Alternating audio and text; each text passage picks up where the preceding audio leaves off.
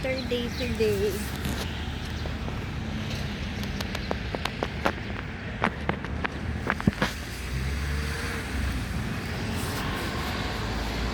Visibility is low, especially if you're driving.